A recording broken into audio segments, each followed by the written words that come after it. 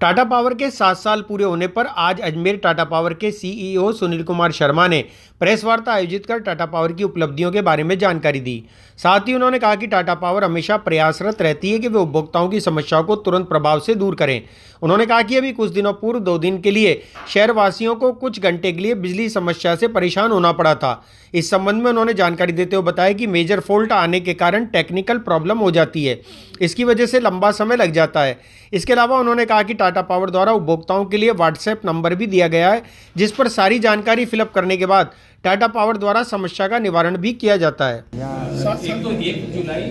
2024 को हम लोगों ने 7 साल पूरे किए हैं। ये जो डिस्ट्रीब्यूशन फ्रेंचाइजी कॉन्ट्रैक्ट है, ये 20 साल का कॉन्ट्रैक्ट है, जो कि 1 जुलाई 2017 से शुरू हुआ था। इस 20 साल में से 7 साल हमने पूरे किए हैं और हमारे स्थापना दिवस के उपलक्ष्य में हमारे जनसंपर्क अधिकारी ने एक डिटेल्ड प्रेस नोट जारी किया था, जिसमें कि हमने 7 साल की उपलब्धियां उसमें दर्ज की हैं और आप लोगों के माध्यम से उसको मीडिया में काफ़ी कवरेज भी मिला। मुख्यतः मैं फिर से बता दूं एक बार कि जो अजमेर शहर में ऑटोमेशन पे हमने काफ़ी काम किया है, नया नेटवर्क ले करने पे काफ़ी काम किया है। करीब 500 से ऊपर हमने ट्रांसफार्मर्स नए लगाए हैं इस ड्यूरेशन में। डिस्ट्रीब्यूशन फ्रेंचाइजी कॉन्ट्रैक्ट के हिसाब से हम लोगों को करीब 37.5 करोड़ कैपिटल एक्सपेंडिचर इनकर करना था पहले 5 साल में। उसके अगेंस्ट हम लोगों ने 120 करोड़ रुपया कैपिटल एक्सपेंडिचर में इन्वेस्ट किया है, जिससे कि जो बुनियादी ढांचा है बिजली डिस्ट्रीब्यूशन का वितरण का उसको मजबूती प्राप्त हुई है और उसके माध्यम से अजमेर के हमारे जो उपभोक्ता हैं उनकी सेवा निर्बाध रूप से करने में हमें सफलता प्राप्त हुई है। तो ये हमारे कुछ सर आपने जब से ज्वाइनिंग ली है तब से क्या कमियां आपको नजर आई है टाटा पावर में? अभी इनफैक्ट जैसा मैंने कहा था अभी पहले कि गर्मी का जो मौसम आता है वो हमें टेस्ट करता है, हमारी तैयारी को भी टेस्ट करता है और इस साल भी कुछ वैसा ही हुआ कि हम लोग इतनी बड़ी एक पावर डिमांड जो बढ़ी है उसके लिए शायद तैयार नहीं थे, क्योंकि करीब 37% पावर डिमांड बढ़ गई है as compare to quarter of last financial year, same first quarter of last financial year. और उसको पूरा करने के लिए अभी नए ट्रांसफार्मर्स हम लगाने जा रहे हैं। करीब करीब हमारी दिल्ली से भी हमने अपने कुछ विशेषज्ञों को बुलाया है और उनके साथ हम लोगों ने काफ़ी गहन चर्चा की है, सर्वे किए हैं, फील्ड सर्वे किए हैं, सिस्टम कंस्ट्रेंट्स को नोट किया है और करीब करीब 30 करोड़ रुपए का कैपिटल एक्सपेंडिचर आवश्यक होगा इन चैलेंजेस को मीट करने के लिए और उसी की डिटेल, उसका ब्यौरा हमने कल साझा किया अपने जो MD AVBNL हैं और चीफ इंजीनियर साहब हैं उनके साथ। और आने वाले 1 साल में ये कैपिटल एक्सपेंडिचर हम लोग इंकर करेंगे और एक बार जब ये हो जाएगा तो उससे हमारा बुनियादी ढांचा इतना मजबूत हो जाएगा कि आने वाले एटलीस्ट 3 से 5 साल बिजली व्यवस्था अजमेर शहर में सुचारू हो जाएगी और निर्बाध रूप से बिजली वितरण का कार्य जारी रखने में हमें कामयाबी मिलेगी। सर, सालों से चाहे टाटा के पास रहा हो, हालात आज भी नहीं बदले हैं। घोषित जो आपकी बिजली कटौती होती है वो तो होती है, लेकिन इसके अलावा शहर के अधिकतर क्षेत्रों में अघोषित बिजली कटौती जो होती है उससे पब्लिक परेशान है। देखिए, बिजली कटौती एक अलग टर्म है, उसको इस तरह से समझना चाहिए कि जैसे राजस्थान राज्य जो है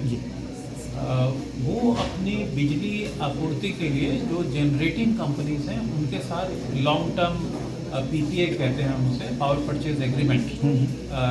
करते हैं और अपनी बिजली की आवश्यकता के अनुरूप वो बिजली की व्यवस्था करते हैं। अक्सर देखने में आता है कि जब गर्मी के मौसम में विशेषकर जबकि मांग जो है वो की गई व्यवस्था से भी बढ़ जाती है, तो अब उस गैप को मीट करने के लिए ये आवश्यक हो जाता है किसी भी राज्य के, सभी राज्यों में ऐसा ही होता है, ऐसा नहीं कि राजस्थान में हो रहा है, सभी राज्यों में ऐसा होता है कि जो गैप है डिमांड और सप्लाई का, उसको मीट करने के लिए उस गैप को डिस्ट्रीब्यूट किया जाता है अलग अलग एरिया में, अलग अलग डिस्ट्रीब्यूशन कंपनी में, डिस्ट्रिक्ट्स में, इवन कंज्यूमर्स में। तो सबसे पहले प्रयास ये रहता है कि जो बड़े कंज्यूमर्स हैं, जो बिजली अधिक खर्च करते हैं, उनको पहले उसमें योगदान देना चाहिए। और इसीलिए जो एक शेड्यूल आता है सरकार की तरफ से, एक शेड्यूल आता है कि इंडस्ट्रियल एरिया में कौन से दिन कितने बजे से कितने बजे तक सप्लाई नहीं रहेगी, तो उससे जो बचत होती है बिजली की, उससे वो कमी, जो गैप है वो मीट होता है। एक तो ये हो गया जो शेड्यूल्ड पावर कट देना चाहिए। एक शेड्यूल्ड आउटेज हमें लेने पड़ते हैं, जैसे मान लीजिए कहीं पर कुछ रिपेयर वर्क होना है, तो उसको करने के लिए हम लोग 48 आवर्स पहले आप लोगों के माध्यम से भी हम लोग जनता को सूचित करते हैं, हमारा शेड्यूल आता है और आप लोग उसको प्रसारित करते हैं ताकि जनता को पहले से पता हो कि कौन से इलाके में कितने बजे से कितने बजे तक कौन सी तारीख को बिजली की उपलब्धता बाधित रहेगी। इसके अतिरिक्त क्या होता है कि कई बार कुछ फॉल्ट्स हो जाते हैं जो कि नॉर्मली एक्सेसिव डिमांड की वजह से होते हैं कि सिस्टम में प्रेशर ज़्यादा आता है और कोई ना कोई इक्विपमेंट, कोई केबल फॉल्टी हो जाती है। ऐसे फॉल्ट्स को मीट करने के लिए इमरजेंसी शटडाउन्स की आवश्यकता होती है और उन इमरजेंसी शटडाउन्स को फोरकास्ट कर पाना संभव नहीं हो पाता है, क्योंकि वो तो अचानक एक इमरजेंसी क्रिएट हुई है। और इन इमरजेंसी शटडाउन्स